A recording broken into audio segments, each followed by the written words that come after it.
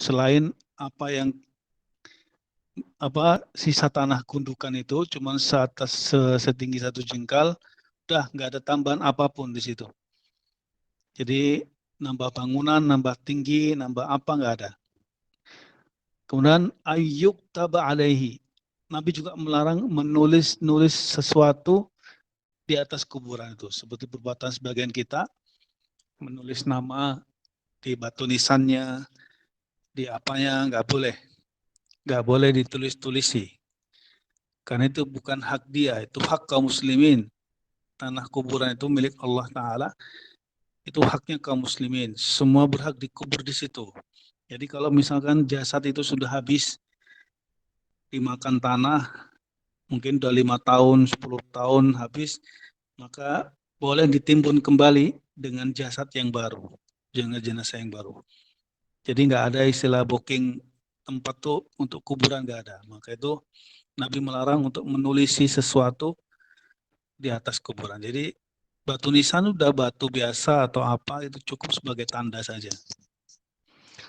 Ya, dalam hadis ini berarti ada berapa larangan tadi? Satu, dilarang mengecat kuburan, ya, ngapur, ngecat dan misalnya.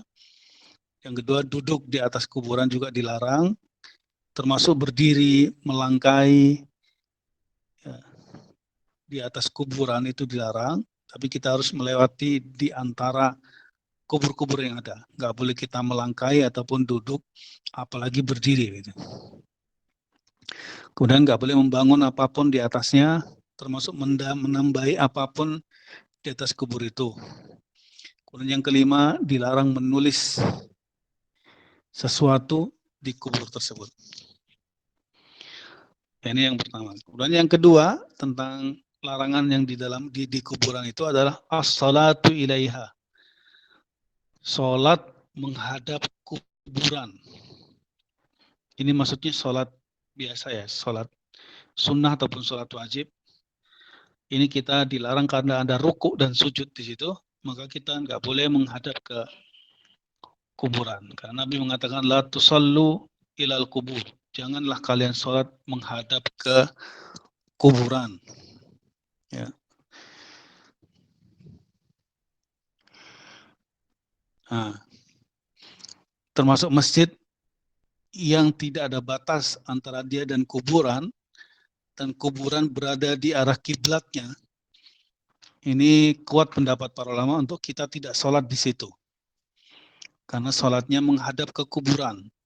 Jadi kuburan ada di kiblatnya, sedangkan tidak ada batas apapun antara masjid dan kuburan, kecuali tembok masjid, maka itu tetap tidak boleh sholat di masjid yang seperti itu. Kemudian yang berikutnya yang dilarang adalah as-salatu indaha walau bidun istiqbal. Sholat di sisi kuburan atau di sekitar kuburan meskipun tidak menghadap ke kuburan. Ini juga dilarang. Ya.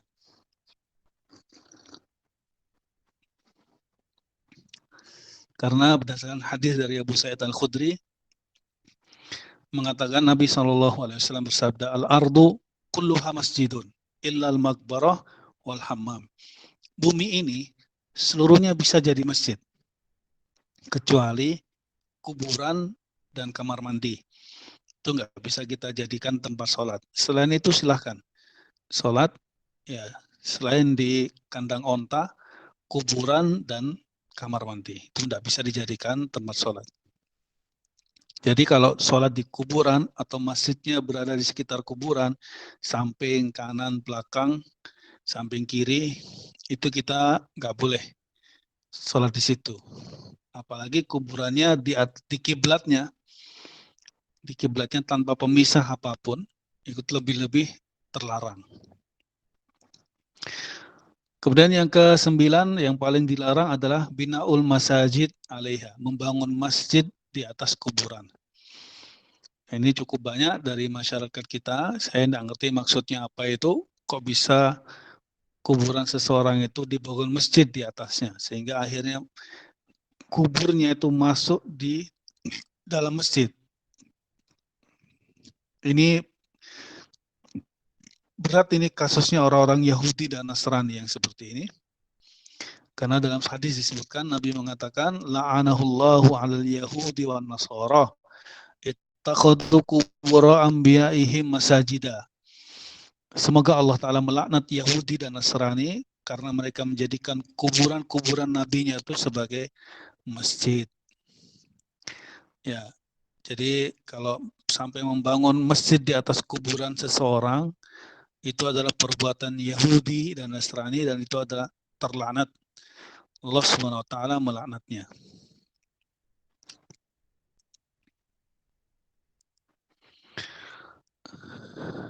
Ya. Kemudian yang berikutnya yang dilarang di kuburan adalah ittikhaduha aidan, menjadikannya sebagai perayaan. Ya, Id. Tuqsadu fi awqatin muayyanatin wa mawasim ma'rufatin lita'abbud indah. Jadi menjadikan kubur itu di waktu-waktu tertentu atau musim-musim tertentu itu menjadi tempat ibadah. Ya, menjadi Id, jadi ramai di situ. Terus ibadah, makan-makan, semua itu di kuburan itu menjadikannya sebagai Id, hari perayaan itu. Ya silakan dinilai sendiri sekarang ini tradisi masyarakat kita ini menjadikan kuburan itu menjadi tempat perayaan, menjadi Id, jadi makan-makan bareng di situ, ngumpul-ngumpul, habis zikir-zikir, terus selesai makan-makan bareng di atas kuburan gitu. Itu tradisi saya rasa masih ada sekarang itu. Kayak begitu.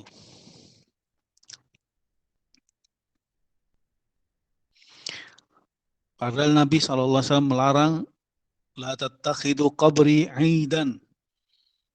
Ya, jangan jadikan kuburku sebagai Id, tempat perayaan, tempat ngumpul-ngumpul waktu tertentu, musim tertentu, baca-baca apa, zikir, terus makan bersama. Makan bersama. Ya, Nabi peringatkan itu haram hukumnya.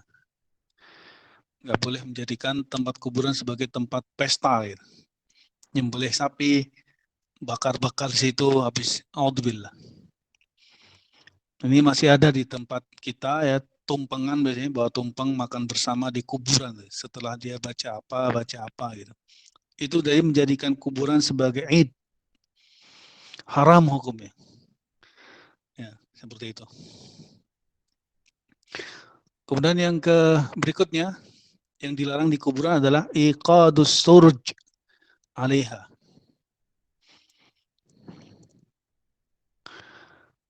Ya. Mengasih lampu, ngasih penerangan di kuburan. Ya. Ngasih penerangan di kuburan, ngasih lampu dan semisalnya. Dilarang karena itu adalah bukan tempatnya untuk diterangin. Itu tempatnya syaitan, biarkan seperti itu adanya. Nggak perlu dibersihkan, nggak perlu kerja bakti bersih-bersih kuburan, nggak perlu dikasih lampu, nggak perlu dicat, nggak perlu dikeramik. Ya, biar nggak jadi tempat ibadah. Biar nggak jadi tempat ibadah. Maka itu kalau buang-buang uang, ngidupin atau ngasih penerangan, ngasih keramik, bangun sesuatu di kuburan, itu termasuk paling buruknya menyia-nyiakan harta. Itu tempat penyaluran paling buruk kalau sampai seperti itu. Karena dia wasilah kesyirikan. Bisa jadi tempat itu jadi enak untuk ibadah, akhirnya orang-orang jadi nyaman di situ, jadi ibadah, akhirnya kan jadi tempat kesyirikan. Maka itu Allah Ta'ala membenci orang yang seperti ini. Dalam hadis, innallaha kariha lakum thalatha. Allah Ta'ala membenci 3 orang dari kalian. Pertama, orang yang qila wa qal, orang yang sukanya itu katanya dan katanya. Katanya gitu. Nggak valid info yang dia dapat. Qil wa qal itu namanya. Sudah katanya disebarkan pula. Yang kedua, idha'atul mal. Orang yang boros hartanya di jalan yang buruk. Seperti ini. Mengeluarkan harta hanya untuk menerangi kuburan. Gitu. Membangun kuburan. Itu seburuk-buruk penyaluran harta. Kemudian yang ketiga yang Allah Ta'ala benci, wa kasratus su'al. orang yang banyak bertanya. Orang terlalu banyak bertanya, ini bukan mencari ilmu maksudnya ini, tapi ya iseng-iseng gitu. Kalau nggak tahu ya bertanya, kalau tentang ilmu ingin diamalkan ya boleh bertanya. Tapi ini maksudnya tanya yang nggak perlu ini, nyari-nyari. Ini dibenci oleh Allah Subhanahu wa taala. Kemudian yang terakhir yang diharamkan di kuburan itu adalah merusak jasad mayit, kasru idhamiha, sampai mematahkan tulang-tulangnya. Meskipun sudah tinggal tulang berulang, tetap kita muliakan, nggak boleh kita rusak, apalagi sampai patah itu nggak boleh. Karena kata Nabi SAW, kasru adamil mayit kakasrihi hayyan. Mematahkan tulangnya mayit itu dianggap sama dengan mematahkan tulangnya ketika masih hidup. Ya, jadi haram hukumnya. Jadi kalau mindah mayit itu dia syariatkan kalau memang perlu. Jadi mindah kubur maksudnya.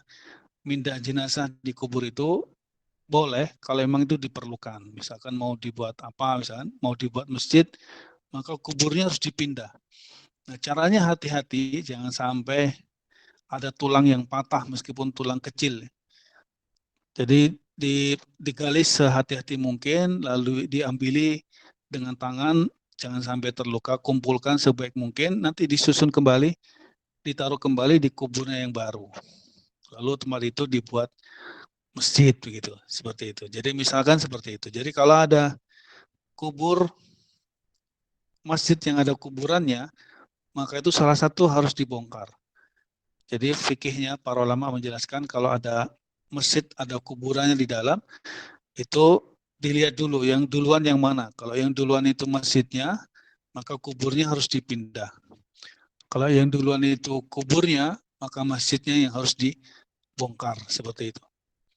Itu cara mengatasi kalau masjid ada kuburannya itu. Mana yang lebih dahulu, mana yang terakhir itu yang harus dibongkar, seperti itu. Boleh hukumnya. Jadi memindah kubur itu boleh jika itu memang diperlukan, tapi tetap hati-hati. Jangan sampai mematahkan salah satu tulangnya. Ya mungkin itu para jamaah sekalian tentang ringkasan hukum ziarah kubur. Yang jelas ini disyariatkan, silakan. Yang jelas tidak boleh memilih kekhususan kubur siapapun dan dengan hari-hari yang khusus. Kemudian satu lagi apa namanya? Sisa yang satunya paling terakhir adalah tidak boleh safar khusus ke kuburan. Ya. Tidak boleh sengaja safar, ini keluar kota, hanya menuju ke kuburan. Ini haram hukumnya, karena Nabi SAW melarangnya dalam sebuah hadis dari Abu Hurairah radhiyallahu anhu. Kata Nabi, la tushaddur rihal illa ila thalathatil masajid. Masjidil Haram, wa Masjidil Rasul, wa Masjidil Aqsa. Kata Nabi, janganlah kalian mengencangkan pelana, maksudnya siap-siap safar gitu, kecuali menuju ke 3 masjid. Ini safar ibadah maksudnya. 3 masjid itu adalah Masjidil Haram, Masjid Rasul, Masjid Nabawi, dan Masjid Aqsa. Jadi ziarah kubur itu nggak perlu sampai safar.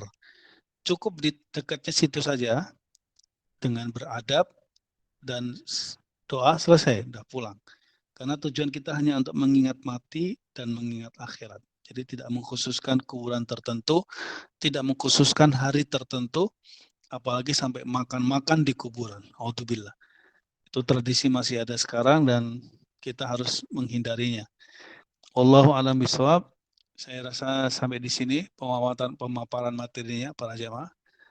Selanjutnya saya kembalikan ke moderator. Wallahu a'lam bishawab. Wassallallahu ala nabiyyina Muhammad wa ala alihi wa sahbihi wasallam.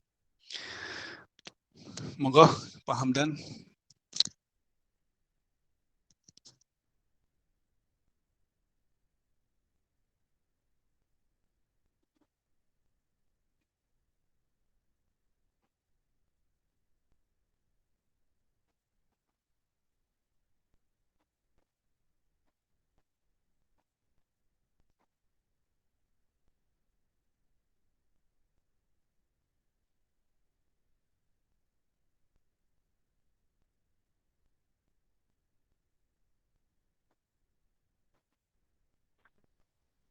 Mas Hamdan, Mas Hari.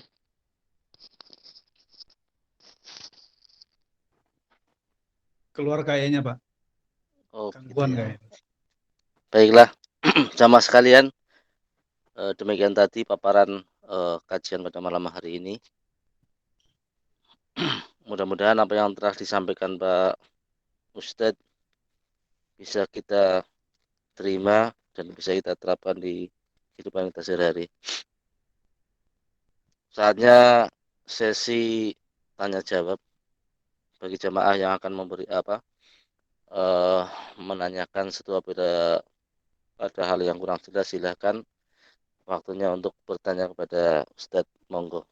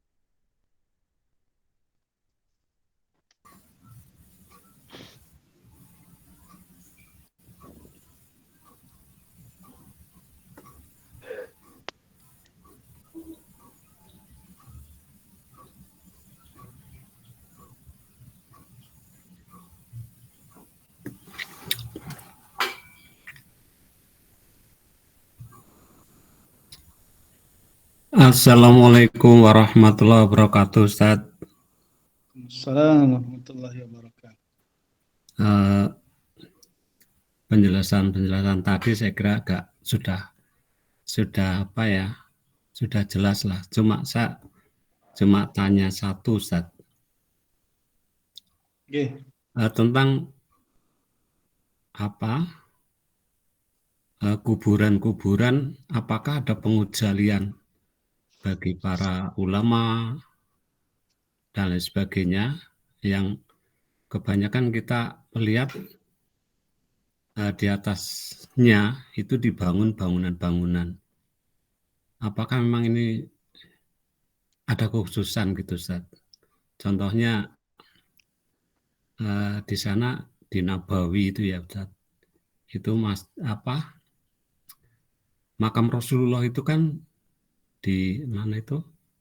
Di masjid itu ya, Ustaz. Sholat juga di sebelah makam. Ada yang menghadap juga ke makam itu. Itu aja, Ustaz. Terima kasih. Ya. Jadi yang benar nggak ada pengkhususan siapapun. Hingga kuburnya Nabi SAW pun demikian. Sebenarnya itu nggak boleh membangun kuburan Nabi jadi dua bangunan dan seperti itu di dalam masjid. Itu asalnya kita berlepas diri Pak dengan Nabawi itu, Masjid Nabawi itu. Karena Nabi yang dipegang adalah ucapannya, kaulnya, hadisnya. Adapun perbuatan setelah zaman beliau itu sudah kita anda melepas diri, termasuk kebijakan kerajaan waktu itu sampai melebarkan Masjid Nabawi sampai ke kiri ya. Ke kiri berarti kena kuburnya Nabi dan dua sahabat itu. Sebenarnya kalau dia melebarkan sebenarnya bisa ke arah kiblatnya itu diteruskan karena terakhir saya lihat masih banyak, masih luas itu untuk ke arah kiblatnya. Nah, ini malah ke kiri, akhirnya masjid kuburan Nabi masuk dalam masjid. Dan itu tidak menjadi hukum, Pak. Artinya tidak menjadi hukum dibolehkannya itu, tidak boleh. Dan tidak kekhususan juga, nggak ada kekhususan kuburan siapa harus boleh dibangun, boleh diterangi, boleh dikerami, itu nggak ada. Semuanya rata. Semua harus begitu. Makanya kalau ada dari kuburan ulama yang dibangun megah seperti kuburan Imam Bukhari misalnya, kuburan siapa itu berarti sudah di luar kemampuan mereka para ulama itu.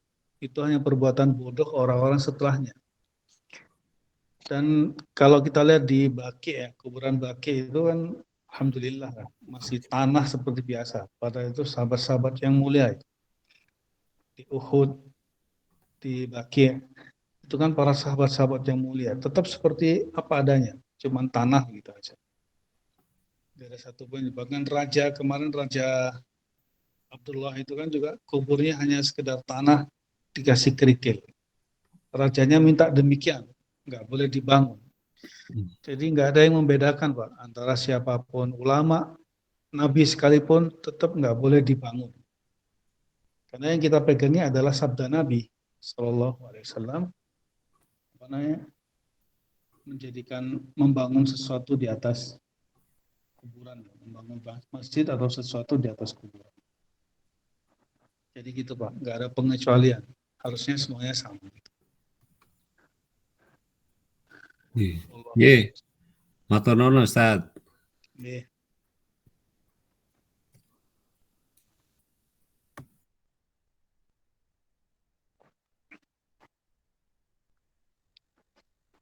Ya, yang lain silahkan yang mau bertanya.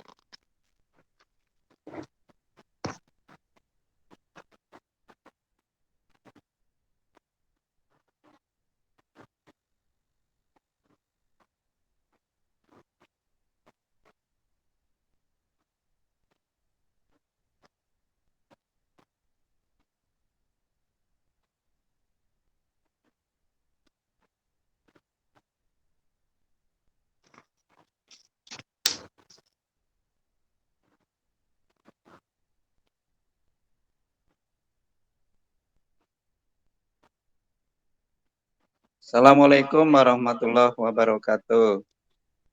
Assalamualaikum warahmatullahi wabarakatuh.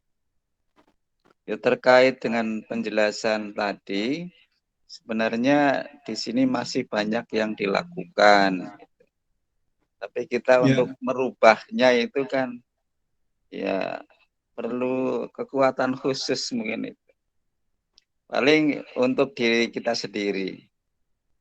Misalnya kuburan itu diberi penerang listrik, di sini sudah berjalan seperti itu. Bahkan ya. apa ya, dengan adanya listrik di kuburan itu kuburan tidak jadi sarang maling gitu karena sudah padang. Kalau kita ngomong itu tidak boleh, ngomong barang api kok ora oleh kayak gitu. Iya, iya. Terus yang kedua, di luar tema Ustaz ini kan sudah masuk bulan Rajab, ya bulan haram. Itu sunnah-sunnah apa yang harus kita lakukan? Terima kasih Ustaz. Ya, kalau cuma alasannya sebagai sarang maling ya tetap nggak bisa merubah syariat. Tinggal kita aja pinter-pinter solusinya. Kalau memang kuburan itu digelapi jadi sarang maling, ya bikin pos kamling di situ, di dekat situ. Kira-kira 100 meter atau 50 meter dari kuburan, bikin pos kamling untuk jaga-jaga, kan begitu. Bukan berarti itu harus sunnah, harus dilawan itu, hanya gara-gara itu. Ya, jadi jangan sampai melarang syariat hanya karena alasan-alasan seperti itu. Tinggal penjagaannya yang bagus, dikasih banyak solusi sebenarnya, ada solusi. Gitu lah. Kemudian untuk bulan Rajab ini nggak ada amalan-amalan khusus. Sholat maupun puasa, insya Allah saya nggak mendapatkan itu. Kalau Sya'ban iya. Kalau di bulan Sya'ban, Nabi memperbanyak puasa. Cuman itu, memperbanyak amal soleh, memperbanyak puasa khususnya. Kalau Rajab ini saya enggak tahu puasa Rajab itu, kok enggak tahu dalilnya itu maksudnya. Jadi kita ya enggak ngamalkan apa-apa, ya biasa. Ya kalau mau puasa ya puasa biasa, puasa Senin Kamis ataupun yang lain. Tapi khusus puasa Rejab ini saya enggak dapatkan dalilnya. Kalau Syaban iya. Kalau Syaban memang Nabi memperbanyak puasa di bulan Syaban. Gitu ya, Mas Santo. Wallahu a'lam. Matur nuwun, Tat. Oke.